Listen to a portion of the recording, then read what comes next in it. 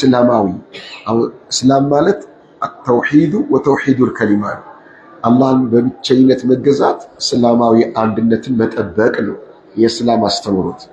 እስላማዊ አንድነትን መጠበቅ አላህን በብቸኝነት መገዛት ፋቲሃ ኢያከ ነዕቡዱ እዚህም ጋር ተሕያቱ ሊላህ ለአላህ ብቻ ነው ቅም ነው።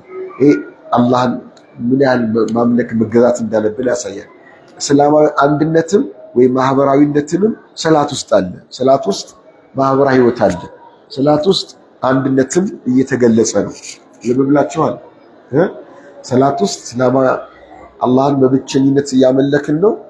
ከአላህ ባሪያዎችም ጋር ደግሞ ያለንን አንድነት መሐባ ትስስርም እየገለጽን ነው። ያም ሰላት ስንሰግድ በጀማ እንድንሰግድ ነው የተነገረ። ሰፍ ተጠጋግተን እንሰግዳለን። ትከሻ ለትከሻ ተርከዝ ለተረከዝ ተነካክተን እንሰግዳለን። መሪ አለ። በመሪያችን እየተመራን የአንድነት ትልቁ መገለጫው በመሪ መመራት ነው። መሪን አለመክለፍ ነው። እየተመራን ነው። ትልቅ የአንድነት መገለጫ ነው። ሌላው ፋቲሃ ስንቀራ ኢያከ ነዕቡዱ ነው።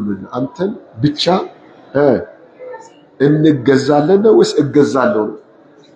ለምን አንተ ብቻ ግን ስትሰግድ አንተ ነው የምትናገረው? ለምንድን ነው የጋራ ስም የምንጠቀመው? አብሮነትን ለማሳየት እንገዛለን። አንተን እንገዛለን፣ አንተን ብቻ እንገዛለን፣ አንተ ብቻ እንታገዛለን። ዋናው ፋቲሃ ላይ እንደጋግማል የአብሮነትን አንድነትን ጋራን ኢህዲና ዱዓም ስናደርግ ለብቻ አይደለም ዱዓ ማድረገው ለሙስሊም በሙሉ ኢህዲና ምራን ሁሉም ሰጋጁ በሙሉ ሙስሊሙ የሆነው በሙሉ ወክዬ ጭምር ዱዓ ማድረገው ኢህዲና አስራጠል ሙስተቂም ሐታ ለብቻችን ስንሰግድ ይሄ ነው የምንለው። ቀጥ ያለው መንገድ ምራን ብለን እንላለን። ከጠማማ መንገድ ከመጥፎ መንገድ ጠብቀን። ስለዚህ ለሰውም ዱዓ እያደረግን ነው ማለት ነው።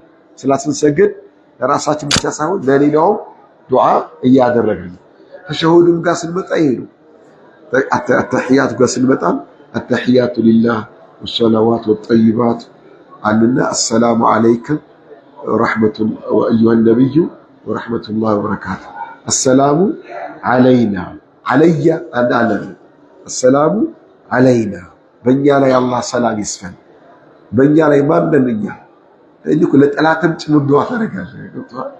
እስላም አንተ ዱንያዊ በሆነ ነገር የተጣላው ሰው ሁሉ ዱዓ እንድታደርግለት አዘዋል።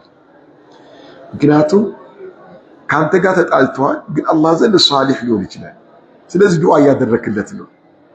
ሰላም አለይና ወዐላ ዒባዲላሂ ሷሊህ። ይህ ትልቅ ምስጢር ነው፣ ወይም ጎላ ብሎ ማንገነዘበው እስላም ያስቀምጠው ትልቅ መልእክት ነው።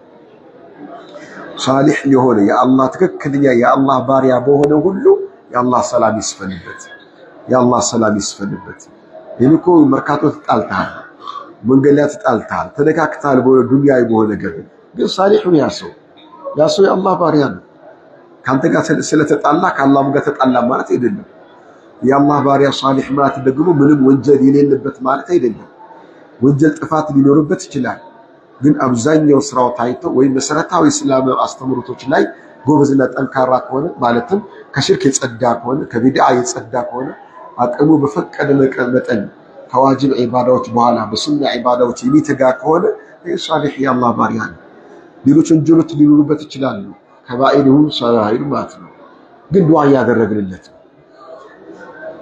ይሄ በጣም ትልቅ መልእክት ነው፣ በጣም ትልቅ መልእክት ነውና መልእክቱን ብናስተውል ከማንም ጋር አንጋጭም።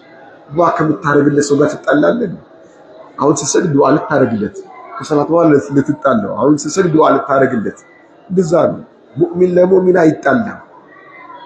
ወን በሐሳብ መለያየት ሊኖር ይችላል፣ ጥላቻ አይኖርም። ሕቅድ፣ ብጉድ፣ ሕዝድ አይኖርም ቀልብ ላይ። በሐሳብ መለያየት ይመጣል። ለምን በሐሳብ እንለያያለን? ባክግራውንዳችን ይለያያል፣ የእውቀት ደረጃችን ይለያያል፣ አንድ ነገር የመረዳት ችሎታችን ይለያያል። ለነገሮች አስፍቶ የማየት ወይም አጥብቦ የማየት ወይም ደግሞ ትክክለኛው ታርጌቱ ጋር የማሰብ ወይም ሐሳብ ወደ ግራ ወደ ቀኝ የመበታተን ነገራት ላይ ሰዎች ይለያያሉ። ይህን አንድ አድርጎ ለማምጣት ጥረት እናደርጋለን። ካልሆነ ግን እኔ እንዳተረዳሁት ባለመረዳትህ አንተን ከኔ አይደለም ወይም ከእስላም አይደለም ምን አልችልም፣ መብቱም አልተሰጠኝም። ስለዚህ ዱዓ እንደራረጋለን ማለት ነው። ይሄ ትልቅ እስላማዊ አንድነት የሚንጸባረቅበት ነው ሰላት። ለዛ ነው ሰላት ላይ አደራ አደራ አደራ የተባለበት ውስጡ ላይ ከያዘው መልእክት አንጻርም ጭምር ነው።